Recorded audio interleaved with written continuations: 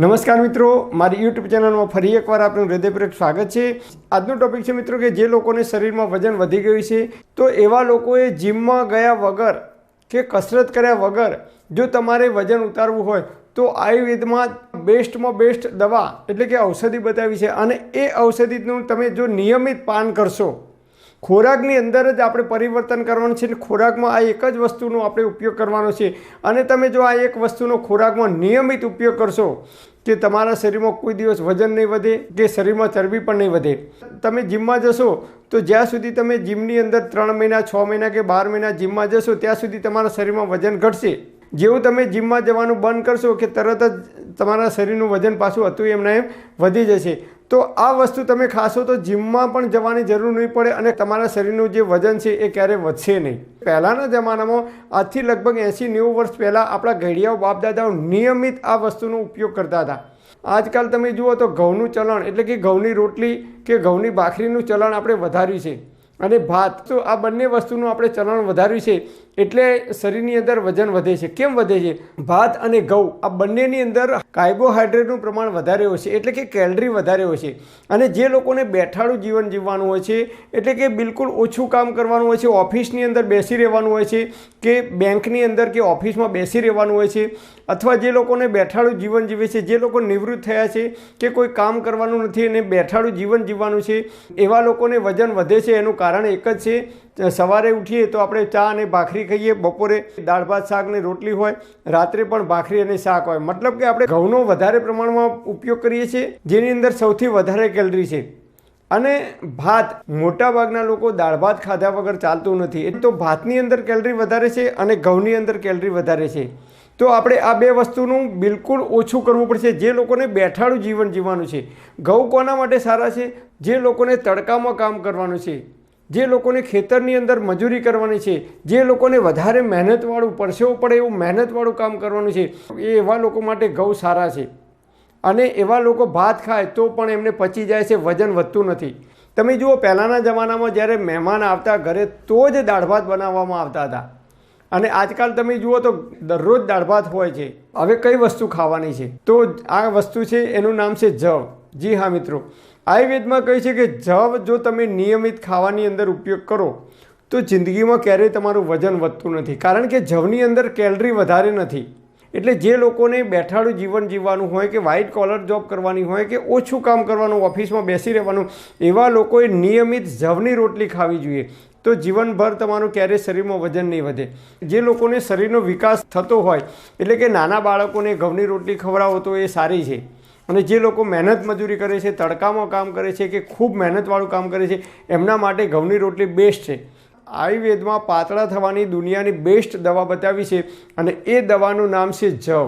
જી હા મિત્રો, આજકાલ તમે જુઓ તો જવ છે ને એ મેડિકલ સ્ટોરમાં વેચાવા લાગ્યા છે। જવનું પાણી બનાવી અને બોટલોમાં ભરી અને 200-200, 300-300 રૂપિયામાં જવનું પાણી વેચાય છે। તો આપણે કેવી રીતે ઉપયોગ કરવાનો? તો જો તમે જવની રોટલી બનાવીને ખાવાનો ઉપયોગ કરશો તો પણ અતિ ઉત્તમ છે। જે લોકોને શરીરમાં વજન વધ્યું છે, શરીરમાં ચરબીનું પ્રમાણ વધ્યું છે, જે લોકોને કોલેસ્ટ્રોલનો પ્રોબ્લેમ છે, જે લોકોને નળીઓ બ્લોક થઈ છે કે ડાયાબિટીસનો પ્રોબ્લેમ છે કે હાઈ બીપીનો પ્રોબ્લેમ છે, એવા તમામ પ્રકારના લોકો જો જવનું નિયમિત સેવન કરે તો એ અદ્ભુત પરિણામ મળે છે। શરીરમાં ક્યારેય કોલેસ્ટ્રોલ પણ જમા થવા દેતો નથી। રાત્રે 2 લીટર પાણી લેવાનું, એની અંદર 20 ગ્રામ જવ પલાળી દેવાના અને સવારે ઉઠી અને એ પાણીને ગરમ કરવાનું। 50% પાણી વધે પછી એ પાણીને ગળી અને એ પાણી દરરોજ એ પાણી પીવાનું। જો તમે નિયમિત આ પાણી પીશો તો શરીરમાં ઓટોમેટિક તમારી જે ચરબી છે કે વજન વધ્યું છે એ ધીમે ધીમે ઓછું થઈ જશે। જે લોકોને ચરબીની ગાંઠ થઈ હોય શરીરની અંદર તો એ ચરબીની ગાંઠને ઓગાળવા માટે પણ આ ઔષધિ, આ જવ છે એ અદ્ભુત પરિણામ આપે છે। જો તમે નિયમિત જવ ખાવાનું રાખશો તો શરીરમાં ચરબીની ગાંઠ હશે એ પણ ઓગળી જાય છે અને બહેનોને ગર્ભાશયની અંદર જો ગાંઠ થઈ હોય તો એ ગાંઠને ઓગાળવા માટે પણ જવ છે એ અદ્ભુત પરિણામ આપે છે। અને એક્સિડન્ટ થયો હોય, જે લોકોને એક્સિડન્ટ થયો હોય અને કોઈ ઘા પડ્યો હોય અને જલ્દી રૂજ ના આવતી હોય તો એવા લોકો જો જવ ખાવાની શરૂઆત કરશે તો તમારો જે ઘા પડે છે એની અંદર ખૂબ જલ્દીથી રૂજ આવશે। જે લોકોને મગજમાં યાદશક્તિ ઓછી રહે છે, ભૂલકણા છે, વારંવાર ભૂલી જાય છે ઉંમરના કારણે કે ગમે તે કારણસર, એવા લોકો પણ જો નિયમિત જવનું સેવન કરે યાદશક્તિમાં વધારો થાય છે. જે લોકોને હાથ પગના સોધા જકડાઈ જાય છે એ લોકો માટે અદ્ભુત અક્ષીર ઇલાજ છે આ જવ ખાવાનું અથવા જવનું પાણી પીવાનું.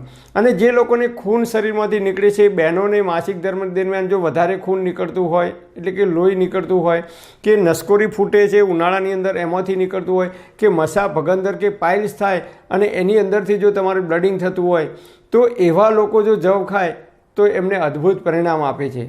અને હા, જે લોકોને શરીરમાં વજન વધારે છે અને એવા લોકોને જો ખભા ઉપર દુખાવો થાય છે, તેલની માલિશ કરવાથી એમને દુખાવામાં વધારો થાય છે. દુખાવો ઘટતો નથી, તેલની માલિશ કરવાથી દુખાવામાં વધારો થાય છે. તો આમ જનરલી જોઈએ તો વાયુના કારણે જો દુખાવો થાય તો પાતળા માણસો હોય તો તેલની માલિશ કરે તો એમને તરત જ રાહત થઈ જાય છે. તો એવા લોકો જવનું પાણી અથવા જવની રોટલી જો ખાવાનું રાખે તો એમને અદ્ભુત પરિણામ મળે છે. જે લોકોને શરીરમાં ચામડીના રોગ થાય છે, ખંજવાળ આવે છે, ખરજવું થાય છે, કે ઝીણી ઝીણી ફૂલીઓ થાય છે, કે સોરાસિસ થાય છે, કે આખા શરીર ઉપર ઝીણી ઝીણી ફૂલીઓ થાય છે, એના માટે અદ્ભુત દવા બતાવી છે કે જવનું પાણી પીવું અથવા જવ નિયમિત જો તમે ખાવાનું રાખશો તો શરીરની અંદર પિત્ત તમારું છે એ કંટ્રોલમાં રહે છે. આયુર્વેદના ઋષિઓએ આયુર્વેદમાં જવ વિશે અદ્ભુત વર્ણન કર્યું છે. પહેલાંના જમાનામાં લોકો જવ ખાતા હતા અને આજકાલ આપણે જવ ભૂલી અને ઘઉં તરફ વધારે વળ્યા છીએ. તો આપણે જો જવનું નિયમિત સેવન કરીશું ઘઉંની જગ્યાએ તો અનેક પ્રકારની બીમારીઓથી આપણે બચી શકીએ છીએ. પરમપિતા પરમાત્મા આપ સર્વેને તંદુરસ્ત અને નિરોગી રાખે એવી હૃદયપૂર્વક મારી પ્રાર્થના. Thanks for watching my video. Thank you.